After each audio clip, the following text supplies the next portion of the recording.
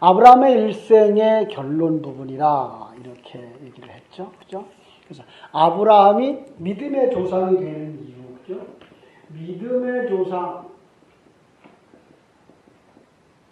믿음에 관한 모든 것을 보여준 모범, 이렇게 볼 수 있어요. 그죠? 믿음에 관한 모든 것을 보여준 모범을 보여준 사람. 그래서 믿음에 무엇까지 있어야 돼요? 시작에서부터 진행, 그리고 결과까지죠. 또 다른 말로 말하면 믿음의 과거, 현재, 미래. 그죠?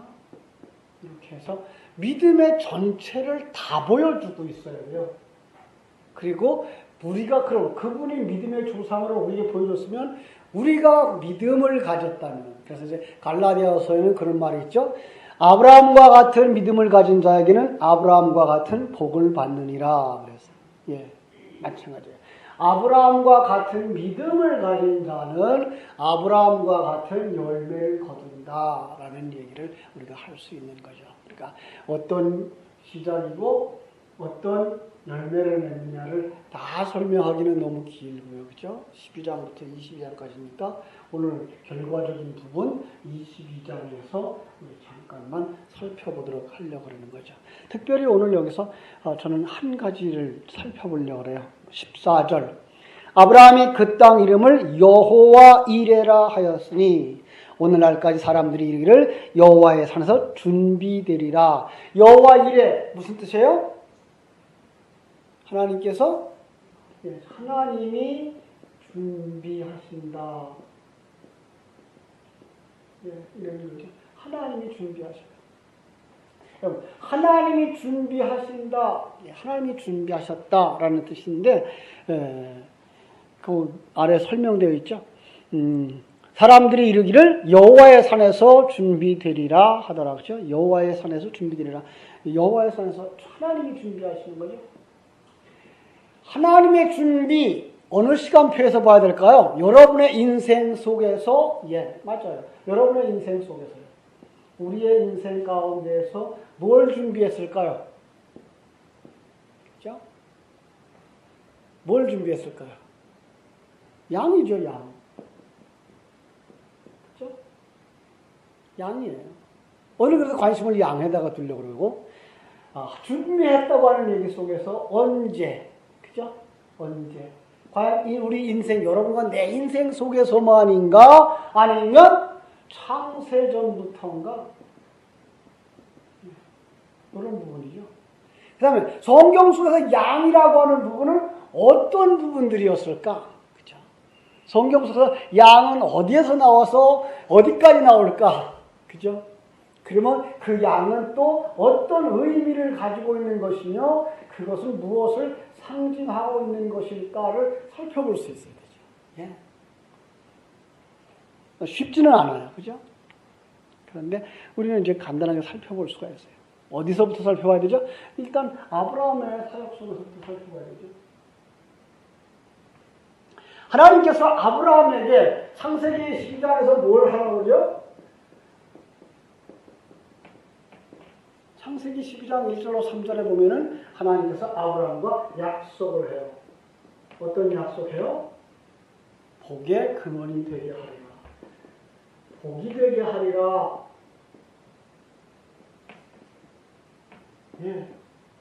그리고 그 복을 어떻게 하시려고요? 자손들을 통하여서. 그죠? 자손의 복을 주죠. 자손의 약속을 하죠. 그래서 이 복이 바로 자손과 연결되어 있어요. 그런데 갈라디아서는 또 이 자손을 하나여서 뭐라 그래요? 그것을 자손들이라 하지 아니하고 자손이라 하였으니 누구죠? 예수 그리스도와 이렇게 하나님께서 일찌감치 창세기 12장 출발하면서부터 하나님은 뭘 약속하고 있는 거예요? 예수 그리스도를 약속하고 있는 거예요. 결국은 그의 일생이 모두가 다 예수 그리스도 안에서 완성되는 복인 거예요. 이렇게 볼 수 있으면 참 성경을 잘 보는 거죠. 성경을 이런 식으로 볼 수 있어야 돼요. 아브라함의 생애, 성경에 하나님을 어떤 하나님이라고 부르죠? 아브라함의 하나님, 이삭의 하나님, 야곱의 하나님. 그래요. 그죠? 왜 아브라함의 하나님, 이삭의, 야곱의 하나님의 말만 할까? 요셉의 하나님은 왜 안 나올까? 역시 요셉도 역시 예수 그리스도의 상징이라서 그래요. 그리고 이스라엘 백성들이 애굽으로 들어갈 때 하나님은 그들에게 몇 대 만에 나온다 그러죠? 4대 만에 나올 거라고 해요. 4대 만에 나올 거예요. 근데 4대가 되면 몇 년쯤 될까요? 1대가 몇 년쯤 되면 돼요? 지금 같으면 1대가 한 30년? 그죠? 그때도 1대는 한 60년 정도 됐어요. 그죠? 한 60살부터 결혼하고 애기 낳고 그랬으니까. 그러면 4대가 지면 안 되잖아요. 거기서 4대의 개념은 아브라함이 1대, 이삭이 2대, 야곱이 3대, 요셉이 4대예요. 그래서 요셉의 때 나오는 거예요. 요셉으로 나오는 거예요. 그래서 출애굽의 전체의 그 과정은 무엇부터 시작하는가 하면은 요셉의 뼈를 거기서 파내는 것으로부터 시작해서 여호수아 24장에 가면 요셉의 뼈를 약속의 땅에다가 매장하네요. 그걸로 끝나요. 그게 4대예요. 그러니까 그 예수 그리스도를 상징하는 그분 속에서 너희들은 출애굽되는 거야 라는 그림을 큰 그림을 그려주는 거죠. 성경을 이렇게 그림을 볼 수 있어야 돼. 큰 그림들을 볼 수 있어야 돼. 그런데 그것이 양이다라는 거예요. 예수가 양이다라고 하는 거 우리는 다 알고 있죠. 그죠? 어디서 그랬어요? 세례 요한이 그죠? 세례 요한이 요단강에서 세례를 주고 있을 때에 하나님께서 그에게 가르쳐 줬죠. 세례가 세례할 때 성령이 비둘기같이 임하는 자가 하나님의 보내실 양이다. 그죠? 그래서 그가 서히 오는 것을 보고 그는 뭐라 해서 하나님의 어린 양이로다 그랬죠. 하나님의 어린 양. 여러분, 하나님의 어린 양의 개념은 뭐예요? 양의 개념이 뭘까요? 예? 번제물. 예, 번제물의 개념이 있어요. 없는 거 아니에요. 또, 자, 성경에서 쭉 양이 언제 나와요? 예, 제물이죠. 번제물. 또, 6월절. 그렇죠. 또, 언제 나와요? 예? 속죄에도 나오죠. 또 언제 나와요?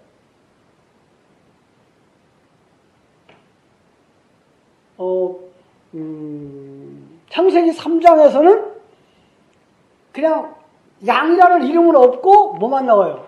가죽만 나와요. 그죠? 그래서 창세기 3장에 역시 죽음을 당하고 가죽만 남겨놓으신 그죠? 가죽을 남겨놓은 그런 양이죠. 그리고 이것들이 어디로 와요? 이것들이 6월절 어린 양. 그죠? 그리고 하나님의 어린 양. 이렇게 나오죠. 그리고 그 하나님의 어린 양이 누구로 나와요? 예수 그리스도로 나와요. 그럼 예수 그리스도의 사역이 바로 이런 것들이라는 거죠. 예. 그러니까 전체 성경 속에서 예수님의 사역은 뭐예요? 6월절 양으로 죽어야 돼요. 6월절 양이 어떤 양이에요? 6월절 절기 바로 나흘 전에 양 중에서 가장 아름다운 양, 어린 양을 잡아서 데려다가 집에서 한 몸으로 한 양같이 키워요. 요즘은 뭐 이제 가정에서 애완동물들 많이 키웁니다만은 우리 때도 그랬더랬죠. 우리 때도 이제 토끼 같은 것들을 키웠어요. 그 당시에는 뭐 그렇게 지금 같은 애완용은 아니었죠. 그래도 그 토끼 같은 거 키우면은 그게 얼마나 정이 들어요. 그죠? 바로 그런 정들죠. 나흘 동안 정 들어오면 그게가 완전히 우리 가족과 같은 거죠. 그래서 우리 가족의 대표로 죽어요. 6월절. 그런 개념으로서 우리를 대속의 제물로 죽고 우리의 구원을 시작하는 양으로서 죽어요. 요거에서 우리는 뭘 볼 수 있어야 돼요?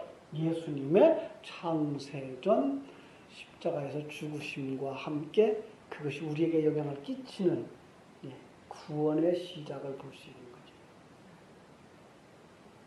거죠. 유월절 양은 구원의 시작이에요. 자, 이스라엘의 그 절기가 있죠. 특별히 3개 절기. 뭐 있죠? 첫째는 유월절 있고요. 빨리 우리 청년들 대답 좀 해봐요. 대답해낼 거예요. 유월절, 그 다음에 오순절, 그 다음에 수장절. 자, 그리고 여기 6월절 며칠 동안이 6월절이에요.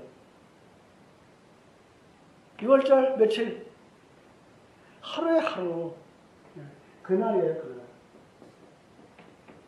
양 잡으면 끝이에요. 그날부터 또 뭐가 시작되죠? 여기 일주일 동안? 무교절. 무교절은 뭐 하는 날이죠?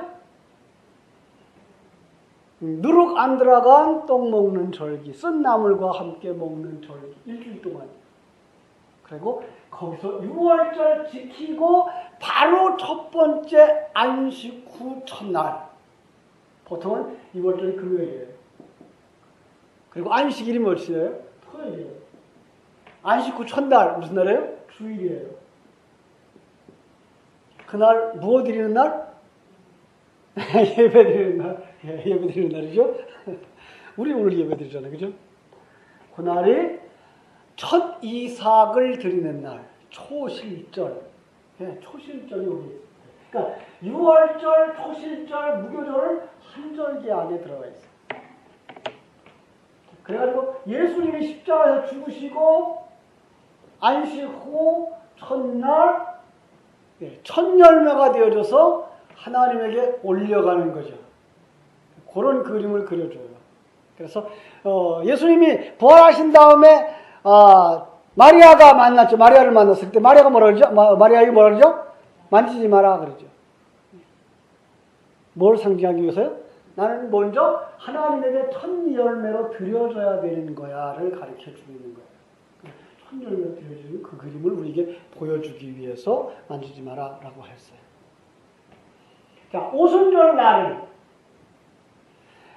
6월절 날 첫 열매 드릴 날 첫 이삭을 드려요. 그죠? 첫 이삭을 드릴 때에 그 첫 이삭은 보통 보리 이삭으로 봐요. 보리 이삭. 보리. 그 다음에 오순절 날 수확은 밀. 같은 맹류예죠. 맹류. 그죠? 그래서 이것은 예수 그리스도의 수확이라면 이것은 뭐의 수확? 교회의 수확. 예. 이날 예수 그리스도가 완성하는 절기라면 6월절은 예수 그리스도의 완성한 절기라면 오순절날은 바로 성도의 완성의 절기. 참 재밌게 그려놨습니다. 그리고 수장절날은 뭐예요? 그 모든 열매가 두 가지 열매죠. 모든 열매를 다 거두어서 곳간에 두고 그리고 그들은 어디로 가죠? 광야에 나가서 일주일 동안 어디서 살아요? 초막에서 살아요. 그죠? 초막에서 살면 뭘 생각해요? 이걸 다 생각하는 거죠. 내가 지금 여기서 거두어 있는 풍성함, 그죠? 내가 열매되어진 것은 무엇으로 통해서요?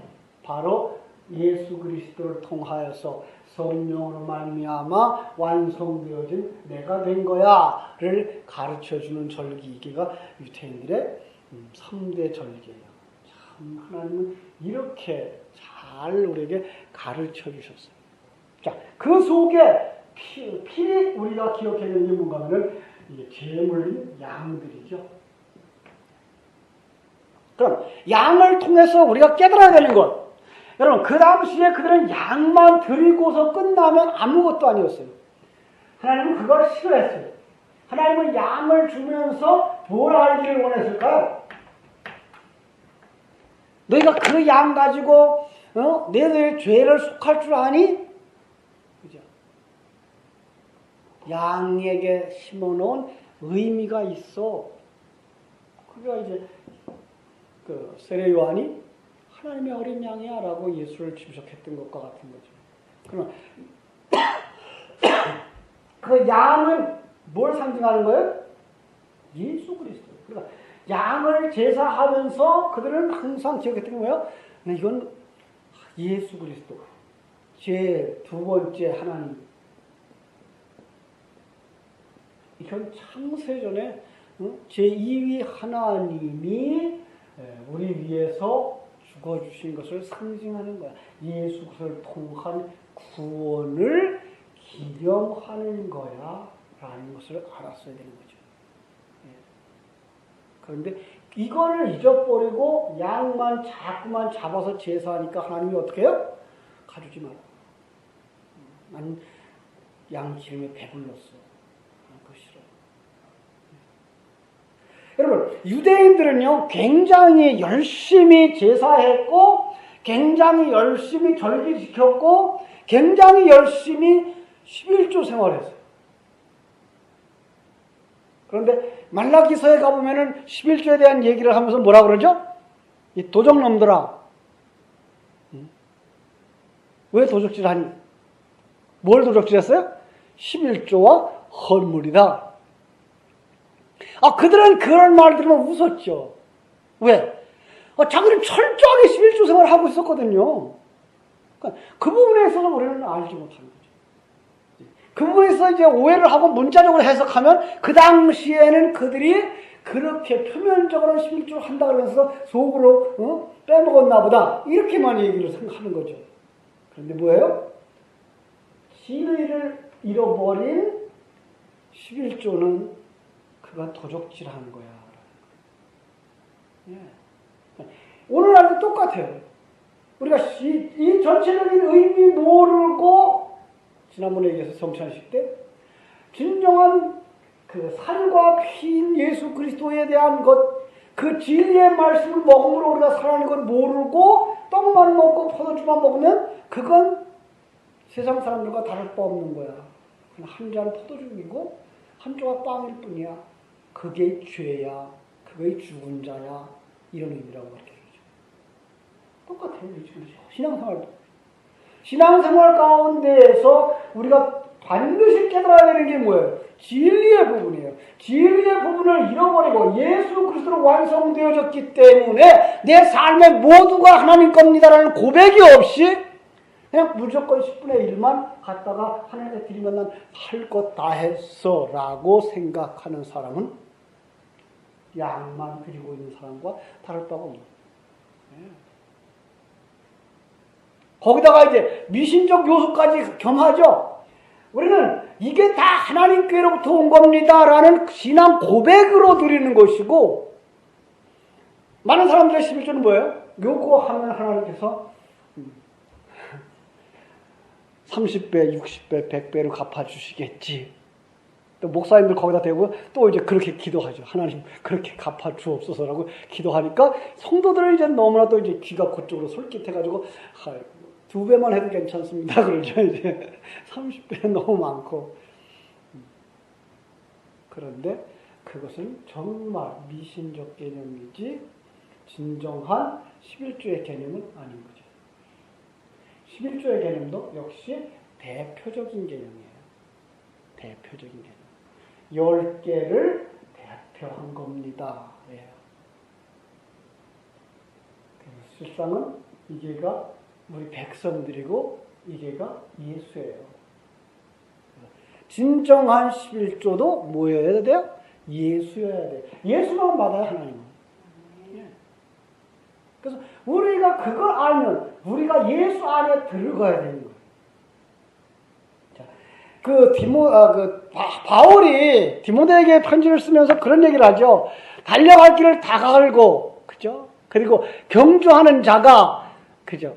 그러면서 상 받을 자는 몇 사람? 한 사람. 누굴 것 같아요? 예수예요. 상 받을 사람은 오직 예수예요. 그럼 예수하고 똑같이 뛰면 상 받을 수 있다 없다? 없어요. 예수하고 경쟁하면 못 받아요. 그분만 상 받아요. 그럼 우리가 그분의 상을 내 것 삼으려면 어떻게 하면 돼요? 그분 편에 들으면 돼요. 예. 그분 편에 들고 그분 안으로 들어가면 돼요. 요거가 이제 그분의 상이 바로 우리의 상이 되는 거. 그런데 우리는 지금 열심히 해라. 네가 열심히 해서 상 받는 자 되라. 라고 얘기를 해가지고 지금 교회 안에서도 우린 똑같은 죄인들이야. 그리고서 우리는 이렇게 해서 만들어져 가는 거라고 화합하는 게 아니라 지금 교회 안에서도 뭐 하고 있어요? 경쟁하고 있죠. 이거 아니란 말이에요. 우리는 경쟁의 개념에서 좀 내려와야 돼. 중국에서 이제 그 교회를 이렇게 도와주면서 가끔 그런 얘기를 했어요. 그 정월달 되면 윷놀이들을 거기는 아직도 잘해요. 윷놀이, 그 보름날 되면 윷놀이들을 해요. 교인들끼리 모여가지고 제가 이런 제안을 했어요. 금년에는 우리 지는 팀한테 상 주기 하자. 왜 그렇게 이기려고만 그러니? 나무에게 좀 져봐라. 안 된대요. 그걸 못 하더라고요. 그잖아요. 왜 우리 이겨야만 되죠? 이기기 위해서 뭐 해야 돼요? 다른 사람을 쳐야 되고 다른 사람을 밟아야 내가 이기잖아요. 그건 기독교 정신이 아니잖아요. 그런데 우리는 이상하게 거기서 그냥 이기려고 그래요. 그 개념이 교회 안에까지 들어가지고 그냥 교회는 뭐 해야 돼요? 커야 돼요. 사람 많아야 돼요. 이런 개념들이죠. 왜 그렇게 병 들어가는지 모르겠어요. 우리가 정말 그 정신을 알아야 되고 하나님이 우리에게 주신 그 정신을 가지고 살아야 되는 거죠. 그 하나님의 정신은 뭐예요? 하나님을 위하여서죠. 그리고 이웃을 위하여서죠. 십계명을 예수님이 그렇게 정의를 해줬죠. 그렇죠? 마음과 뜻과 정성 다해서 뭐하라? 하나님 사랑하라. 그런데 하나님 사랑할 수 있다 없다? 없다. 왜요? 사랑하는 옆에 친구도 못 사랑하는데 옆에 있는 보이는 친구도 못 도와주고 못 사랑하는데 보이지 않는 하나님을 사랑해요? 그거는 그냥 거짓말이에요. 예. 사랑할 수 없어요. 보이지 않는 하나님을 어떻게 사랑해요? 옆에 있는 가족도 못하고 사랑하는데. 그렇죠? 그래서 하나님이 하나님의 생명을 불어넣어서 그가 눈을 떠가지고 하나님을 알고 하나님의 뜻을 알고 그 뜻을 따라 살려고 힘쓰러 가는 사람을 향해서 너는 하나님을 사랑하는 자야 라고 정의를 내리신 거예요. 그래서 사랑은 누구와부터 온 거예요? 하나님께로 온 거다라는 거 그래서 말을 하는 거예요. 그걸 어디서부터 와요? 하나님의 생명이 우리 속에 들어오는 것부터 시작되는 거니까. 그리고 그걸 알고 자기가 그 말씀에 따라서 하나님을 사랑하게 되고 그걸 이해하게 되고 그리고 다른 사람이 영혼을 사랑하고 그에게 살아나도록 그 생명을 주고 복음을 전할 때 그걸 갖다가 이웃을 사랑하는 거야 라고 말하는 거죠. 그래서 그 진리를 그들에게 나누어 줄 때 그 진리를 나눠줄 때 그걸 갖다가 구제라는 말도 썼고, 그래서 구제 대상은 고아와 과부라고 그랬죠. 그렇죠? 그리고 고아한테 누구를 소개해요? 아버지를 소개하고 과부에게 누구를 소개해요? 남편을 소개해 주어서 그들이 뭘 얻는 거예요? 배부름을 얻고 옷을 얻는 거죠. 그게 바로 옷을 주는 거예요. 그게 바로 양식을 주는 거예요. 그럴 때에 그 예수 그리스도가 그들의 추운 날 그들을 가리워주는 옷이 되는 거죠. 성경 속에 이 옷도요 재미나요. 옷도 역시 두 가지로 해석되고 있어요. 세상의 옷과 그리스도의 옷. 그래서 그걸 갖다가 어떤 때는 속옷과 겉옷 이렇게 표현하게 돼요. 어떤 때는 의의 세마포, 어떤 때는 전신갑주. 이게 다 예수 그리스도의 진리예요. 보지 못하면 그냥 우리 옷 입은 이 옷이라고 생각하는 거죠. 아니에요. 그래서 갑옷, 진리의 옷, 예, 의의 세마포 똑같은 옷. 그리고 거기에서 예수님의 옷, 그것까지. 그래서 예수가 마지막 십자가에서는 뭐예요? 옷을 벗어서 그들에게 주죠.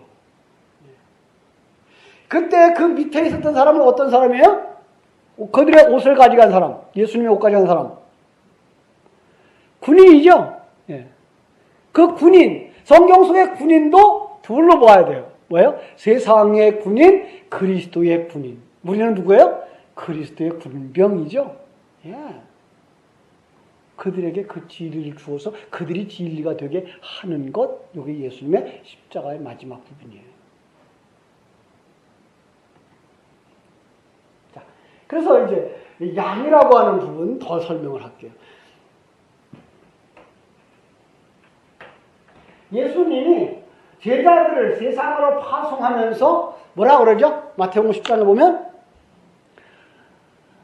양을 이리 가운데 보내는 것과 같다 그래요. 양을 이리 가운데 보내면 어떻게 되겠어요? 잡아먹히죠. 그거 뻔히 알면서 왜 보내요? 잡아먹히라고. 성도는 세상 속에 들어가 그들에게 먹혀야 돼요. 그럼 먹혀요. 하나님 그걸 알고 우리를 세상으로 보내요. 아니, 하나님이 그걸 알고 누구를 먼저 보냈어요? 예수를 먼저 보냈어요. 예수는 이 땅에 무엇으로 와요? 양식으로 와요. 그래서 예수님이 어디에 태어나요? 마구간에 태어나죠. 마구간에 왜 태어났을까요? 마구간에 뭐가 있어요? 말이 있죠. 그럼 말 부유에 있는 예수는 누가 먹어야 돼요? 말이 먹어야 되는 거죠. 그래서 예수님은 마구간에 태어났어요. 그 양식으로 오셨어요. 참 재미난 그림들을 이렇게 많이 그려주셔요, 하나님. 그럼 그 속에서 우리가 예수를 먹고 예수의 피와 살을 먹는 사람들이죠. 그럼 우리는 뭐예요? 말이죠. 말은 돼지보다 조금 낫죠, 그래도. 그런데 그걸 먹는 우리를 뭐라 그러는가 하면 말이라고 하지 아니하고 아예 창세기 3장 15절에서는 뭐라 그래요? 뱀이라 그래요.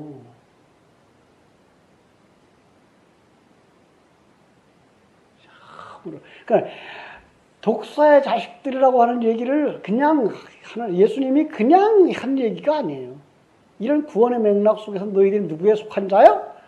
마귀에게 속한 자. 마귀에게 먹혀서 마귀의 살이 되고 마귀의 세력이 되고 마귀의 종이 된 자. 이게 마귀의 새끼예요. 독사의 자식이에요. 우리도 뭐가 됐다?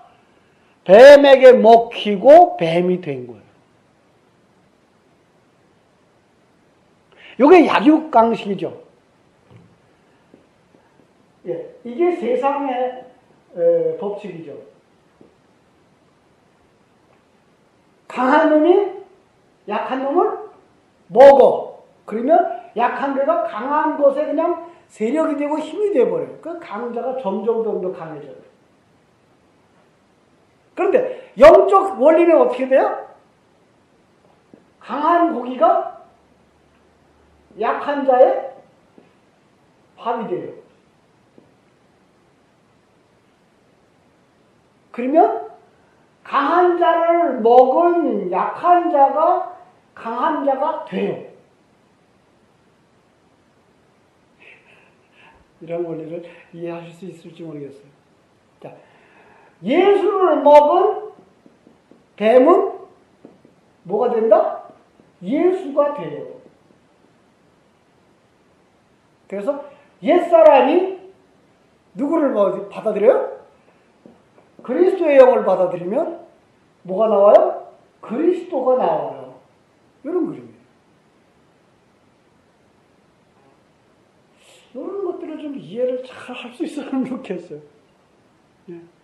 그냥 세상적인 개념 가지고 성경을 해석하면 성경은 아주 해석이 안 돼. 근데 이렇게 재미있어요. 그래서 우리가 여기서 이제 우리가 그리스도를 가진 자가 어디로 가라고요?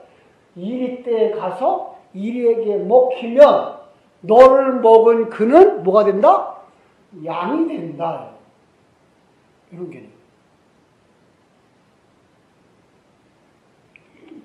하루아침엔 이게 정리가 잘 안 되실 거예요. 그러나 이제 차츰차츰 되실 거예요. 여기서 포기하지 마시고 꾸준히 그 복습해서 꾸준히 들어가서 차근차근 생각하세요. 제일 좋은 방법은 녹음된 것 가지고서 받아쓰기를 하세요. 받아쓰기를 하면 거기서 나중에 가지가 치기 시작해요. 처음에는 한 줄기의 그 빛이 보일 거예요. 한 줄기의 빛, 그냥 구원. 아주 간단한 구원이 뭐예요? 탕자의 비유에서 나오는 것처럼 탕자의 뭐가 돼요? 아버지가 나오죠? 아버지 집에서부터 탕자가 아버지의 허락을 받고 나로 가요. 세상으로 내려가죠. 세상에 내려가 어느 날 자기가 뭔 줄 발견해요? 돼지 우리간에 있는 돼지인 것이 발견되어지죠. 그리고 나는 아무것도 아니구나 라고 완성되어지면 돌아오는 그림. 이게 가장 단순한 구원론이에요. 이 구원론이 살찌우기 시작해요. 점점 이 타락의 과정이 어떤 건지, 이 세상의 모습이 어떤 건지, 이 세상에서 은혜가 어떻게 임하는지, 그 세상에 나는 어떻게 변화되어지는지, 그리고 하나님 나라에 어떻게 들어가는지, 여기에서 나는 어떤 자인지가 점점 살찌워지기 시작하면서 성경이 완전히 이 그림으로 전체가 뚫려져 버려요. 그러면 이단이 무섭지 않죠. 그 다음에 이제 우리는 왜요? 우리는 2단을 넘어선 한 3단쯤 돼가니까.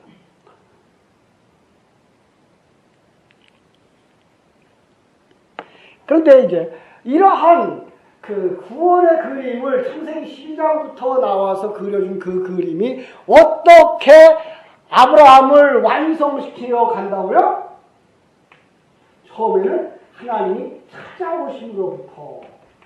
자, 그 하나님이 찾아오시는 그림을 어떻게 설명하는가 하면은요, 하나님이 찾아오시는 그림을 우리는 영접이라는 말을 쓰죠. 그죠? 이거를 여기서 성경 속에서는 몇 번 강조해요. 12장에서 하나님이 찾아오심으로 강조하고요. 그 다음에 몇 장이에요? 18장에서 누가 찾아오죠? 천사들이 찾아오는 모습으로 나오죠. 그죠? 그래서 하나님이 우리 안에 찾아 들어오셔요. 찾아왔을 때 첫 번째 그림이 뭘까요? 첫 번째 그림은 이것은 창세전 예수 그리스도와 연합되어진 그림이에요. 그래서 우리 속에 들어온 그림이고요. 두 번째 그림은 그것이 내 안에 들어온 그림으로 그려져요. 이건 연합으로 보셔야 되고요. 그 다음에 18장부터 빚어지는 이 하나님과 그리스도와의 연합은 내 삶 속에 일어나는 연합이에요. 그리고 이때는 내 안에 오신 하나님을 정말 주로 영접하지를 못해요. 그래서 이때에 하나님이 밖에 있어요. 하나님이 그냥 돕는 자로 있어요. 그런데 17장부터는 뭐가 나와요? 15장부터 언약이 쪼개짐의 언약이 나오죠. 15장에서 쪼개짐의 언약을 맺어요. 쪼개짐의 언약이 뭐예요? 그 당시에 계약을 맺으려면 짐승을 반쪽에서 나눠놓고 그 가운데로 지나가죠. 무슨 뜻이에요? 이걸 파기하면, 계약을 지키지 못하면 이 계약은 어떻게 완성돼요? 이리로 지나간 사람이 죽음으로 완성되는 거야. 그런데 하나님이 그때 아브라함을 어떻게 재워요? 그러니까 그 약속을 지킬 수 있는 존재는 인간이 아니고 하나님이야 라고 해서 너희들은 죽은 자야. 이걸 그림을 그려준 거죠. 아브라함은 그때 무슨 얘기예요? 이 언약을 지킬 수도 있는 조건을 가진 자도 아니고 그냥 죽은 자예요. 그런데 누가? 일방적으로 하나님이 약속을 해준 거다라는 거예요. 그래서 그 일방적인 약속으로 지나가죠. 무슨 얘기예요? 내가 쪼개짐으로 말미암아 하나님의 죽음으로 말미암아 이 언약은 완성되는 거야 라는 그림을 그려주는 거예요. 그리고 그 그림을 어디다가 표시를 두죠? 하나님이 쪼개졌어요. 언제? 창세 전에 영적 세계에서. 그런데 그 흔적을 아브라함의 몸에다 새겨요. 그래서 17장에 가서 할례를 행하게 하죠. 그 할례의 그림을 18장에서는 이게 내 안에 들어온 예수 그리스도의 삶이야. 그리고 네 안에 들어와서 이제 뭐 할 거예요? 너도 쪼갤 거야. 하나님은 어디서 쪼개져요? 실상은 창세전 그 영적 세계에서 쪼개져요. 그러니까 첫 번째 십자가 얘기하는 거예요. 그죠? 이건 창세전 십자가예요. 영적 세계 속의 십자가예요. 이때 이미 하나님의 백성들은 예수 안에서 다 같이 죽었고 같이 살았어요. 여기 하늘 안에서 완성된 그림이에요. 그런데 이 땅에서 다시 뭐가 있어요? 내 인생 속에 십자가 지고 걸어가야 되는 것이 있는 거예요. 이때에 내 속에 들어오는 그가 바로 하나님이야. 그가 바로 누구예요? 천사로 그려지고 예수로 그려지고 진리로 그려지고 생명으로 그려지는 거죠. 그때부터 어떤 삶을 살아야 돼요? 쪼개지는 삶을 사는 거죠.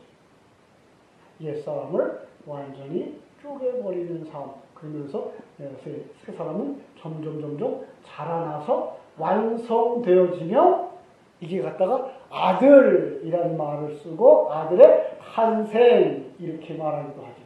그럼 옛사람의 죽음을 갖다가 어머니의 죽음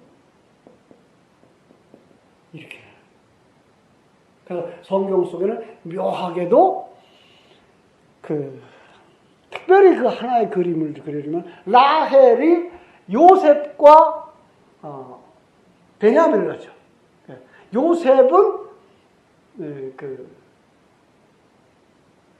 남쪽 유다 자손의 상징이고, 그리고 베냐민은 북쪽 이스라엘의 상징이죠. 그래서 그 두 아들이 남북 이스라엘을 상징하고 나와요. 그러니까 성경 속에서도 그런 그림들이 상당히 많아요. 야곱에게 왜 아내가 둘인지 아시겠어요? 그건 이스라엘과 이방인이에요.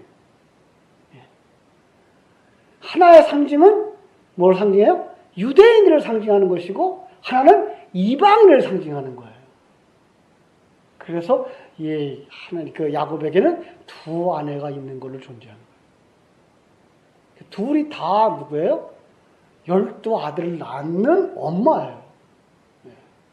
그래서 어떤 때는 정말 야곱에게서 정신을 부이는 누구예요?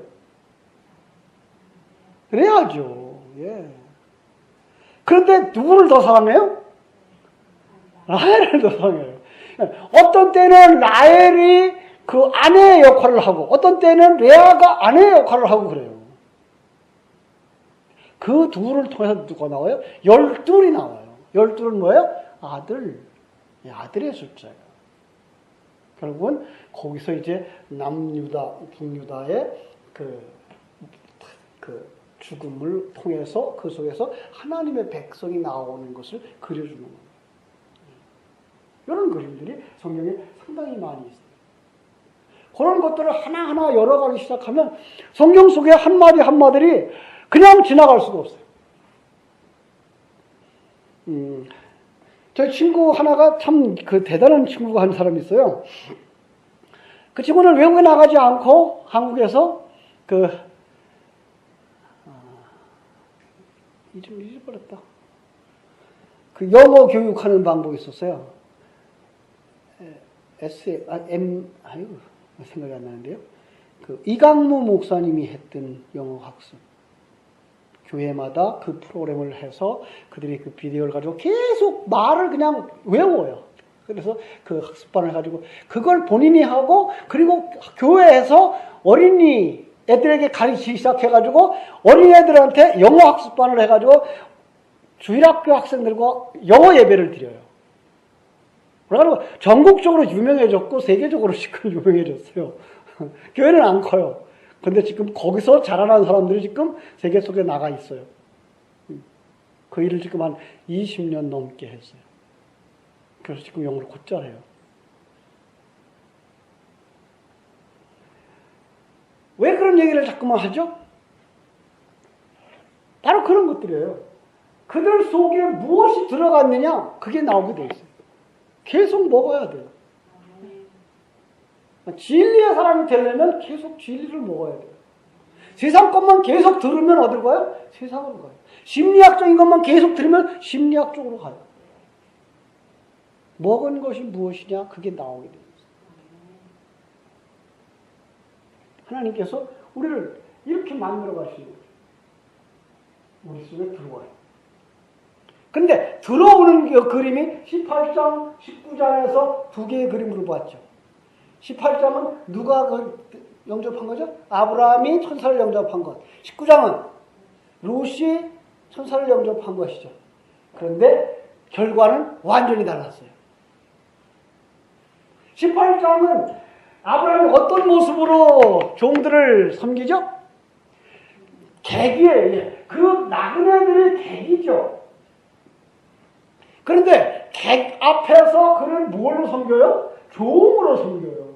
그럼 내가 종이면 그분은 뭐예요? 주가 되는 거고 왕이 되는 거죠. 이게 바로 주님이에요. 그래서 그가 영접한 자가 되는 거죠. 그런데 19장에 가서는 그 영접이 어떤 모습으로 나와요? 19장에 들어가면서 우리는 뭘 볼 수 있는가 하면은 롯이 소돔의 성문에 앉아 있어요. 그러니까 당시의 그 히브리 문화 속에서 성문에 앉아 있는 자는 성의 재판관, 그러니까 성의 수장 이런 위치예요. 그럼 그 롯은 이미 뭐가 됐다는 거예요? 소돔과 하나 되고 소돔의 우두머리가 됐다는 거예요. 그러니까 소돔인들의 행위가 다 그의 행위라는 거예요. 그러나 거기에 천사들이 들어가면서 천사들을 어떻게 대접해요? 그 동네 사람들이 내 즐거움을 위해서 저놈을 부려먹겠다, 이용해 먹겠다, 내놔! 라고 나오죠. 그때 뭐라고 그래요? 이 롯이. 그렇게 하지 마라. 이 사람들은 내가 즐겨 사용할 거야. 너는 내 딸들이나 써라. 그러죠. 결국은 영접을 하는데 뭐 하기 위해 영접을 해요? 내가 종으로 그를 왕 삼기 위해서 영접하는 게 아니고 그를 통해서 내가 높은 자 되고 내가 가진 자 되고 내가 잘난 자 되기 위해서 그를 영접하는 일반 종교적인 영접. 예. 오늘날 속기 쉬운 우리 크리스찬들의 모습. 예. 그러면 거기서 뭐가 나와요? 죄가 나오게 돼요. 거기서는 죄가 나오죠. 여기서는 뭐가 나와요? 의가 나오죠. 여기서는 하나님의 자손이 나와요. 그래서 여기서는 완성되면 아들이 나오는데 여기는 아들이 나와요. 똑같이 아들이 나와요. 근데 무슨 어떤 아들이 나와요? 죄의 아들들이 나오죠. 이런 거죠. 그리고서 이제 하나님이 그때 가서 이제 약속이 때가 되니까 때가 차매, 그죠? 때가 차. 때가 차기까지 하나님은 왜 기다렸을까? 왜 25년을 기다리게 만들었을까요?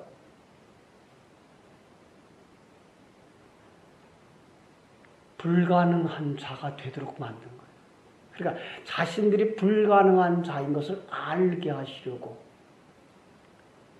여자로서의 기능이 다 떨어졌어요. 경수가 끊어졌어요. 그래서 아들을 낳을 거야 그러니까 웃죠. 가능해야죠. 이게 우리 모습이라 그랬어요. 당신이 아들이 될 거야. 당신이 하나님이 될 거야. 다시 말하면 하나님과 방불한 그리스도와 방불한 자가 될 거야. 우리로서는 웃지요. 불가능해 보여요. 그러나 빌립보서 1장 6절 뭐라 그랬어요? 너희 안에서 선한 시작하시니가 뭐 한다고요? 그 일을 완성한다고요. 하나님이 하시죠. 우리가 하는 게 아니에요. 그래서 정말 그 90에 넘는 할머니가 100살 된 할아버지가 떡두꺼비 같은 아들을 낳는 거죠. 그럼 누가 했다는 거예요, 그건? 하나님이 했다는 거죠. 그러니까 우리의 구원의 완성은 누가 한다는 거예요? 하나님이 한다는 거예요. 그게 아들이에요. 그게 아들이에요. 내가 그때 그런 거예요. 나는 아무것도 아니구나. 이게 죽음이에요. 주권을 내려놓는 거예요.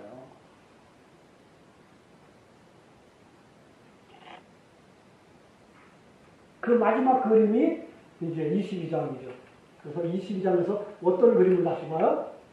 하나님이 아브라함에게 뭘 요구해요? 내 아들 이삭, 그죠? 내게 바쳐. 야, 여기서 이제 아버지와 아들의 개념이 나와요. 여러분, 아버지에게 있어서 아들은 뭐라고요? 자기예요. 그래서 부모는 자식을 바라보면서 자기를 보게 돼 있고 자기가 못한 것 그 자식 통해서 이루고 싶어 해요.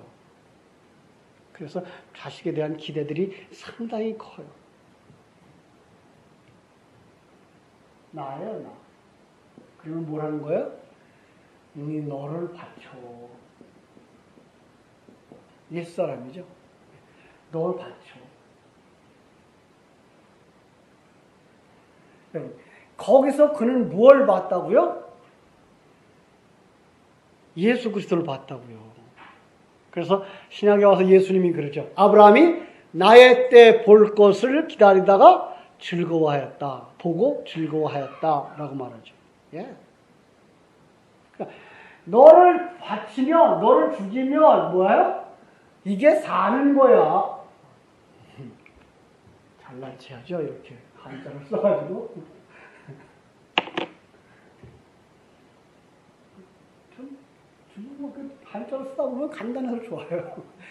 대조가 돼요. 죽는 것과 사는 것. 그죠? 육신의 옛사람이 죽어야만 뭐가 살아요? 새 사람이 사는 거예요. 그래서 하나님이 우리를 제자들을 부르면서 내가 너로 사람을 낳는 어부가 되게 할게. 그래서 사람을 낳는데요. 그래서 어부가 물고기를 낚으면 물에서부터 그 물고기가 올라오면 물고기는 그때부터 사는 거다, 죽는 거다? 죽는 거죠. 그러니까 우리는 전도해서 그 사람 예수 앞에 나오면 그때부터 사는 거다, 죽는 거다? 죽는 거예요. 그러니까 여러분 참 나쁜 사람들이 돼야 되죠. 응? 예. 그러면 뭐가 안 되는 거예요? 영적으로는 그게 사는 거야. 이걸 볼 수 있어요. 그런데 우리 그 눈이 안 열려지면 뭐만 봐요? 세상 것만 봐요. 세상 것만. 세상 것만 본 사람들을 제가 가끔 이제 출애굽한 이스라엘 백성들로 비유를 하는데, 출애굽한 이스라엘 백성들이 출애굽하고 나서 굉장히 기분 좋았죠. 홍해 바다를 딱 건너고 나니까 그들이 정말 찬송을 하죠. 할렐루야 하죠. 그죠? 왜요? 야, 하나님이 우리를 도왔어. 하나님이. 야, 저 로마를 물리쳤어. 국민을 다 수장시켰어. 기적 같은 그 힘으로 우리를 구했으니 하나님은 우리를 분명히 저들보다 잘 살게 해줄 거야. 이리로 가요. 우리는 예수 믿고 처음에 이리로 가요. 다 이리로 가요. 우리가 왜 예수 앞에 나오죠? 왜 기도하죠? 세상 것 더 달라고. 세상 것 더 얻게 해달라고. 저들보다 더 행복하게 살게 해달라고. 그때에 필요한 사람이 누구예요? 나죠. 김 목사가 있어야죠. 그래서 눈을 이쪽으로 돌리게 해줘야만 되는데 설교를 하는 사람은 계속 이쪽만 보고 설교하네요. 당신들은 분명히 이들보다 더 잘 살 겁니다. 라고 여기를 배회하는 한 걸음도 이 광야로 안 가요. 그래서 깊은 바다 보고 마음이 졸아서 못 가네요. 그럼 어디만 있어요? 물가에 있는 거죠. 그리고 갓 헤엄쳐서 건너온 사람, 그죠? 갓 헤엄쳐서 건너온 사람 보면서 그 사람이 감동적이고 기분 좋고 믿음으로 살려고 그러면 뭐라 그러죠? 나도 옛날엔 그랬어. 너도 몇 년만 지나봐라. 아니요. 이건 정말 아니거든요. 그리고 여기서 이제 간질거리 가지고 나온 사람들을 부러워해요. 아니거든요. 우리는 이리로 가야 돼요. 우리 간질거리 가지고 살면 안 돼요. 옛날 것 자랑하고 살아서는 안 돼요. 오늘이 자랑스러워야 되고요. 매일매일이 새로워야 돼요. 여러분들은 믿음으로 잘 가고 있는 거예요. 여러분 그걸 아셔야 돼요. 그래서 아무것도 없는 것처럼 아무것도 보이지 않는 것처럼 살아가고 있는 사람이 잘 가고 있는 거예요. 괜히 교통사고 나가지고서는 그때 하나님이 고쳐줬어. 그러면서 할렐루야 찬양하면 그래 오죽했으면 한 대 얻어맞고 오냐. 그래야 되는 거예요. 그죠? 왜 하나님이 그 사람만 은혜 준 거야? 아니에요. 그냥 잘 가고 있는 사람이 복 있는 사람이라니까요. 오죽 결절로 가면 하나님이 두들겨서 돌아오게 했어요. 그게 무슨 간증거리예요. 근데 지금 우리는 그들을 부러워하고 있어요. 이런 간증거리 부러워. 그러면서 우리가 간증해야 되는 건 뭐예요? 나는 이렇게 실패했어. 이게 안 되더라. 그런데도 하나님을 떠날 수가 없어. 여기서 간증거리죠. 예. 그 부서지는 간질거리, 넘어지는 간질거리, 약해지는 간질거리, 내가 죄인인 것을 고백하는 이것도 안 고쳐져서 나는 아직도 연약해라고 고백하는 이것이 우리 구역 속에서 나눔이 되어져야만 정말 속 깊은 얘기들을 하고 살아요. 그런데 지금 교회 안에서는 그런 얘기하면 믿음 없는 사람이라 그럴까봐 그런 얘기는 딱 보따리에 싸두죠. 그리고 포장을 해요. 그리고 남에게는 뭐만 보여요? 좋은 것만, 잘난 것만 보여요. 그죠? 화장만 하고 보여요. 그죠? 아니요. 그러면 진정한 교제, 진정한 한 몸 안 돼요. 근데 우리는 그거 안 보여주고 싶거든요. 그거 조금만 들키면은 자존심 상해하거든요. 왜요? 아직도 내가 살았기 때문에. 내려놓으셔야 돼요. 근데 그게 안 될 때 어디로 가야 돼요? 예수님 십자가 밑으로 가서 하나님 이게 안 돼요. 왜 이게 안 되죠? 라고 울부짖어야만 그게 애통하는 자예요. 그가 복 있는 자예요. 그게 하나님의 생명을 가진 자인 거예요. 그것이 모두가 다 하나님과 함께하는 삶이다. 라는 얘기 꼭 기억해요. 여러분, 하나님에 대한 얘기를 이제 하고 마실게요. 하나님이라고 하는 분, 하나님은 전능자예요. 우리는 너무 하나님을 작게 봐요. 우리가 알고 있는 하나님은 너무 작아요. 내가 너무 커요. 하나님은 그냥 천지 만물 우주를 다 창조하시고 창조하면 돌아가라 이렇게 내버려 둔 분이 아니라 그 속에 들어와서 그걸 움직여 가셔요 또. 예. 하나님은 우리도 창조해놓고 우리 창조해서 태어나라 그리고 네 맘대로 살아 그리고 1등 해라 이렇게 하는 게 아니라 우리의 삶 속에 매 순간 같이 일하셔요. 한순간도 안 떠나요. 그 하나님을 아셔야 돼요. 그래 내일 결혼식 할 우리 신혼 두 사람을 이제 만나서 얘기를 하면서 그런 얘기를 했어요. 결혼의 목적을 제대로 알아라. 결혼을 상대방을 통해서 뭘 얻으려고 하지 마라. 그러면 그 다음 날부터 실망한다. 내가 그에게 채워주어서 그가 100점짜리 되게 하는 일에 가라. 그리고 그 만남, 우리의 삶, 자녀들을 낳고 키워가는 그 과정 누가 다 섭리하고 계시다? 하나님이 섭리하고 계시다. 예.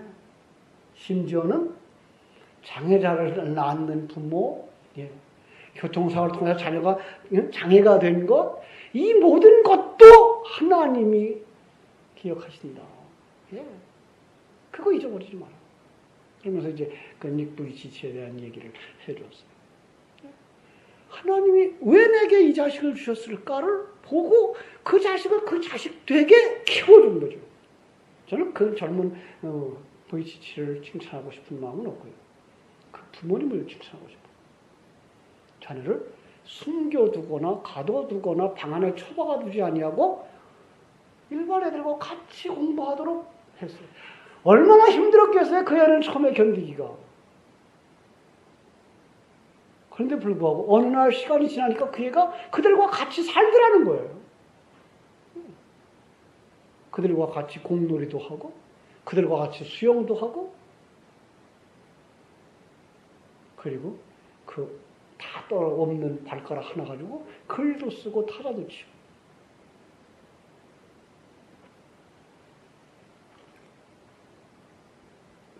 우리 거기까지 볼 수 있어요. 그리고 그러한 과정을 통해서 뭘 만드시려고 그런다고요? 나를 만드시려고 그런다고요. 하나님의 관심은 다른 곳에 있질 않아요. 나예요. 하나님의 백성인 여러분이에요. 하나님의 여러분만 사랑하셔요. 여러분을 사랑하셔요. 그리고 여러분 속에서 여러분이 전부가 되시기를 원하셔요. 거기에 내가 온전히 비워져야 돼요. 내가 온전히 내려가야 돼요.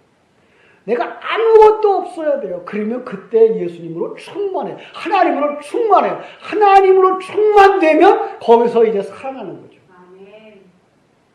살아난다고 해서 또 성공자라고 보지 마시고요.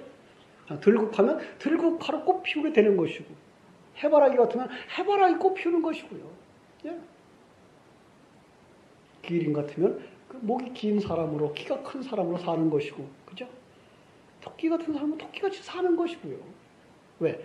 하나님이 그렇게 만들었지 우리가 만들었어요.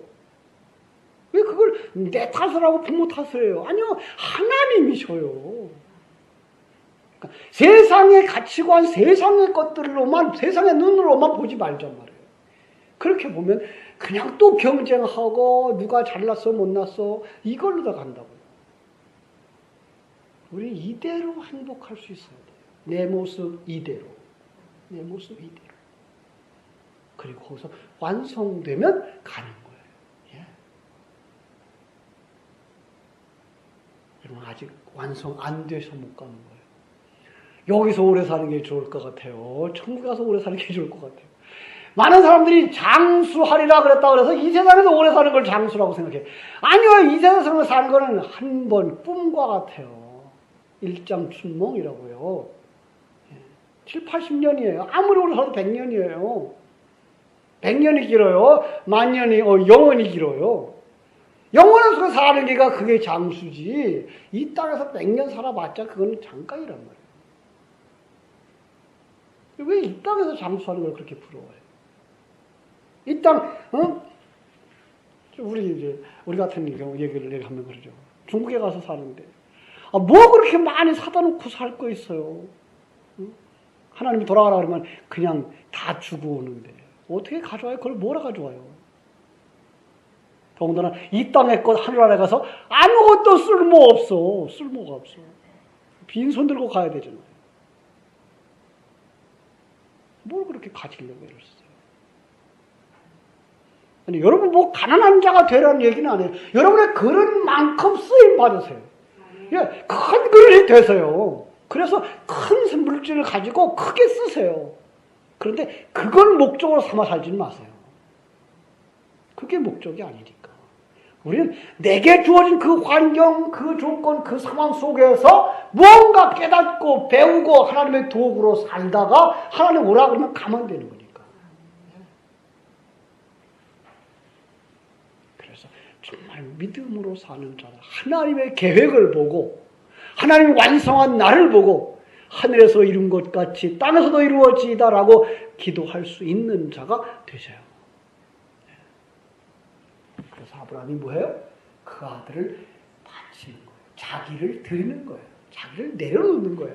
그때 그 아브라함은 어떻게 살아나죠? 아브라함은 이삭 때문에 살아요. 이게 하나의 그림이고요. 또 하나는 이삭은 어떻게 살아요? 양 때문에 살아요. 이 그림이에요. 그림이 보여요? 여기서 아브라함은 오늘 우리 성도를 말할 수 있고요. 성도는 누구 때문에 살아요? 이삭 예수 그리스도의 사람이요. 예수 그리스도는 여기서 양으로 표현되어지고 있다라는 얘기예요.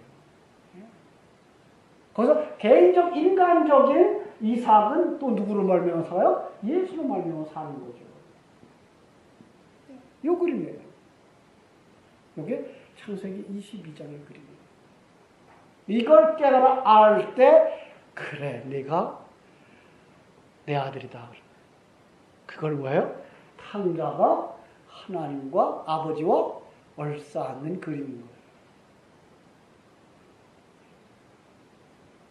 우리는 이 놀라운 그림 속에서 어디에 머물러 있는가? 그죠? 그리고 더 재미난 그림 나중에 더 그려드릴 텐데, 요게가 아들이 돼요. 이게 아들이 돼요, 사실. 조금 복잡할 것 같아요. 이건 나중에 얘기해 드릴게요. 이게가 어머니로 나와야 되고요. 이게가 아들로 나와야 되죠. 그죠?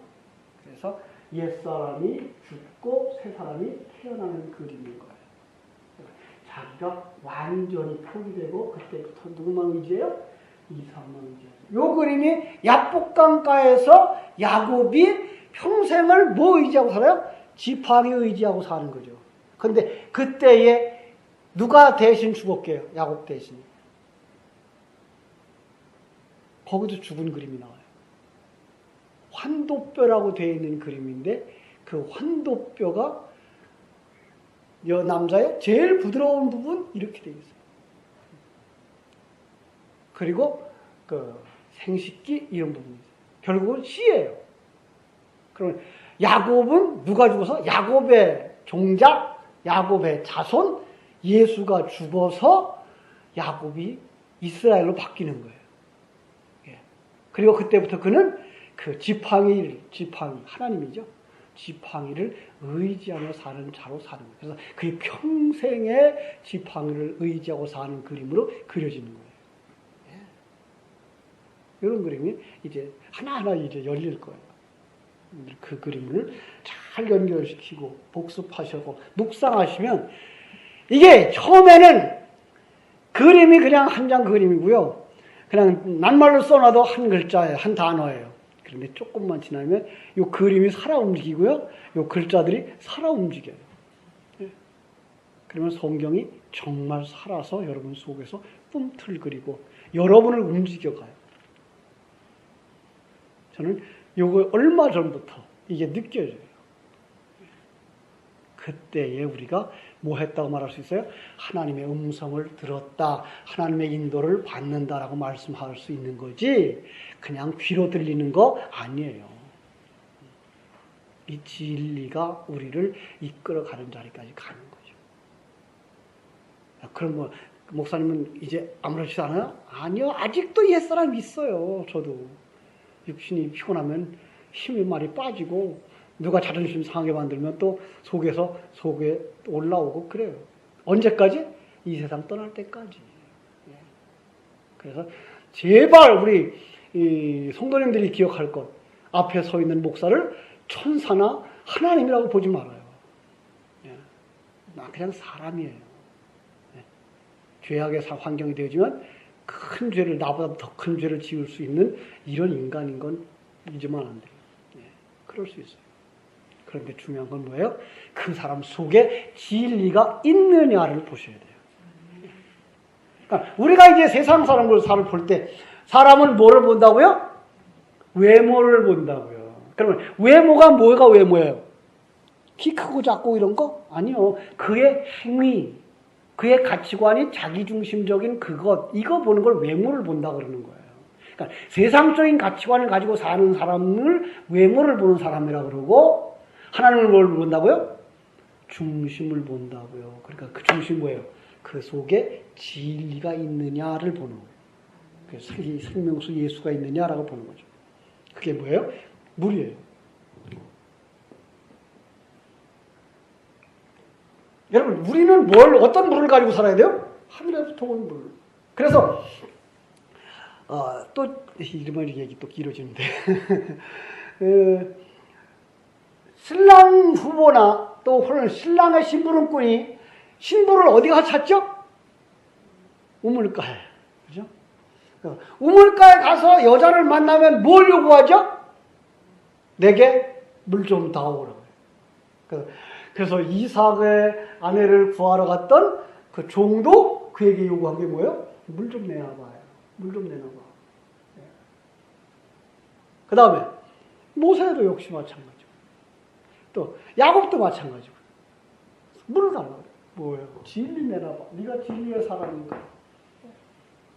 또 예수님 요한복음 4장에서 역시 사마리아 여인에게 물 좀 달라. 내가 진정으로 하나님의 사람이라면 물 좀 내놔봐. 요걸 가진 자가 지혜로운 처녀예요. 요거의 성령의 기름이라고 또 얘기를 바꿀 수 있는 거예요. 성령의 기름도 역시 진리고, 하늘로부터 내려오는 것도 역시 진리고. 근데 물은 두 가지 물이에요. 또 속지 마세요. 물은 어떤 물과 어떤 물이 있어요? 위로부터 내려온 물과 아래부터 난 물이에요. 그죠? 세상의 물은 철학이죠. 그럼 율법이죠. 세상적 도리죠. 인간의 도리예요. 여기는 뭐까지 포함되는가 하면 양심까지 포함되어 있어요. 그러면 양심대로 살면 그가 선한 자가 되죠. 아니에요. 양심도 자기를 쌓는 거예요.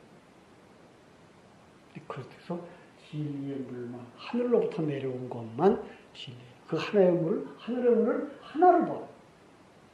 그래서 잘난 자, 못난 자 없어요. 진리로 보면. 예. 높은 자, 된 자, 못된 자 없어요. 그 속에서 뭘 보는가 하면 하나님이 일하는 걸 봐요. 예.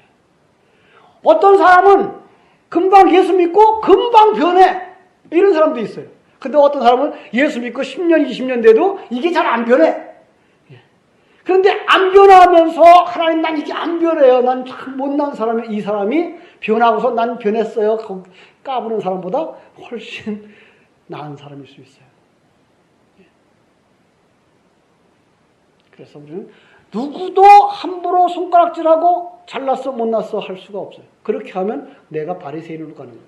세상 사람이에요. 우리는 정말 당신 속에 그리스도가 있다. 그 우리의 삶이 뭔지 알아가는 길을 안다면 그 사람은 정말 된 사람이에요. 그리고 그 사람은 언젠가는 그 아들이 나올 것을 기다려야 돼요. 그래서 믿음은 뭐예요? 인내하는 거예요. 하나님의 때를 참아 기다리는 거예요. 그죠? 마치 임산부가 10달을 기다리는 것처럼. 그것이 믿음이에요. 그러면 마침내 뭐가 돼요?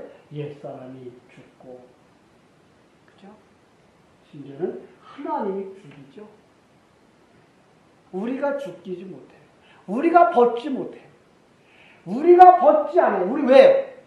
우리가 이걸 좋아한다니까요. 세상 걸. 자기 자존심 세우려고요. 뭐까지 해요?